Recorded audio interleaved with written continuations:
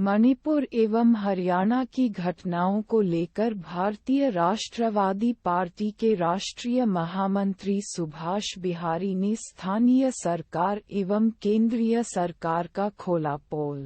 जय हिंद साथियों, मैं सुभाष बिहारी, राष्ट्रीय संगठन सचिव,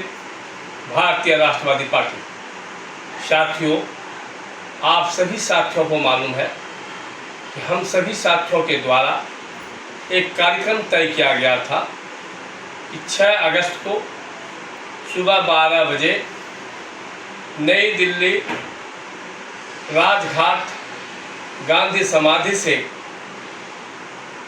हम लोग केंद्र सरकार और मणिपुर की राज्य सरकार की शव यात्रा मणिपुर की घटनाओं को लेकर विरोध प्रकट करते हुए राजघाट से जंतर मंतर तक पैदल कूच करेंगे। लेकिन मणिपुर की घटनाओं के साथ मणिपुर की घटनाओं से ध्यान भटकाने के लिए, क्योंकि मणिपुर की घटनाओं से पूरा देश, सर्व समाज, सर्वधर्म के लोग आक्रोश में थे, सरकार के विरोध में थे। इस घटनाओं से ध्यान हटाने के लिए सोची समझी साजिश के तहत हरियाणा में 2 समुदायों के बीच दंगा करवाया गया और यह विवाद हरियाणा के अलग अलग जिले तक भी पहुंचा। कुछ संगठन के लोगों के द्वारा थाना के समीप अपने एक समूह के साथ बैठक करता है और एक दूसरे समुदाय के लोगों को चिन्हित कर, चाहे वो रेहड़ी पटरी पे रोजमर्रा का काम करने वाला हो या नाई के दुकान पे काम करने वाला लोग हो, ऐसे लोगों को धमकी भरे शब्दों से धमकाना और एक समुदाय के लोग देश के ठेकेदार बन रहे हैं और सरकार और पुलिस ऐसे लोगों के खिलाफ कार्रवाई नहीं करती है। जब घटना को अंजाम दे दिया जाता है और सरकार के संरक्षण में दिया जाता है, तब सरकार हाथ पे हाथ मारकर और पछतावा महसूस करती है। ऐसे ही सरकार के विरोध में हम भारतीय राष्ट्रवादी पार्टी ने निर्णय लिया था कि हम मणिपुर की घटनाओं के विरोध में महामहिम राष्ट्रपति से गुहार लगाएंगे कि केंद्र सरकार और मणिपुर की राज्य सरकार जो 3 महीने से इस घटना को धृष्टराज के रूप में देख रहे थे, सुन रहे थे, जान रहे थे, लेकिन ऐसी घटनाओं पर अंकुश लगाने के लिए, रोकने के लिए या इस घटनाओं का संज्ञान लेने के लिए कोई भी लोग वहां के धरातल पर नहीं उतरे। एक तरफ सरकार यह ऐलान करती है कि अभी सभी चीज़ों का पारदर्शिता होनी चाहिए। जहां ऐसी घटनाएं होती हैं वहां सरकार भी मिलकर किसी एक विशेष समुदाय को टारगेट बनाकर और उस पर जुल्म ढाती है, जिसके कारण नेट बंद कर दिया जाता है। नेट अगर खुला रहे तो सरकार की क्या भूमिका रही,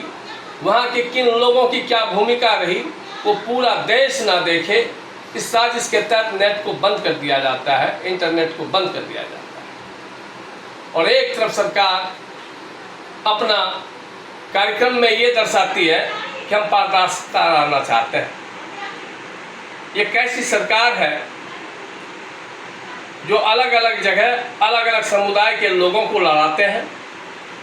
और एक समुदाय के लोगों को विशेष सहयोग देकर के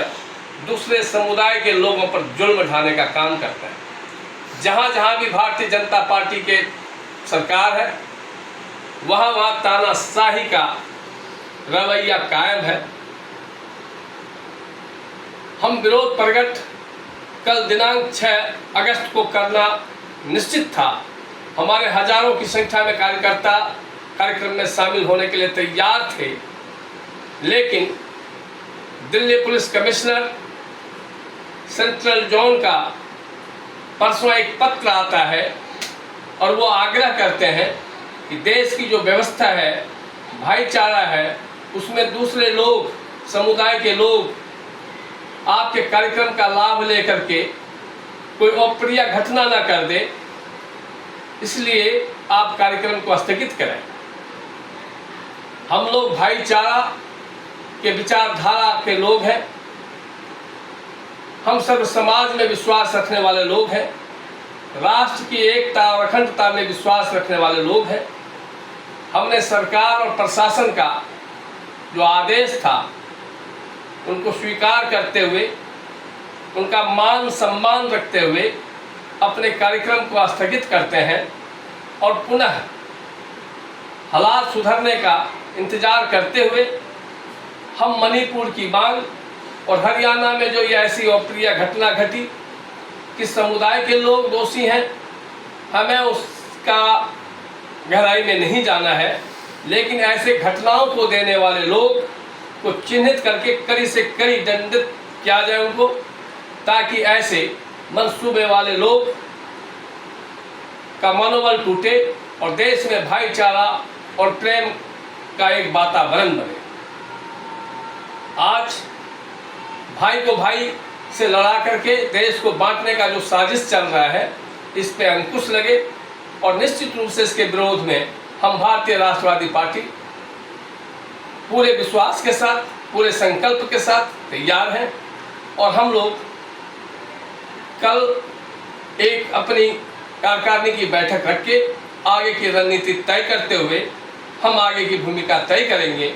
और मणिपुर के लोगों के मान सम्मान के लिए, उनके हक के लिए, उनकी आवाज़ बन करके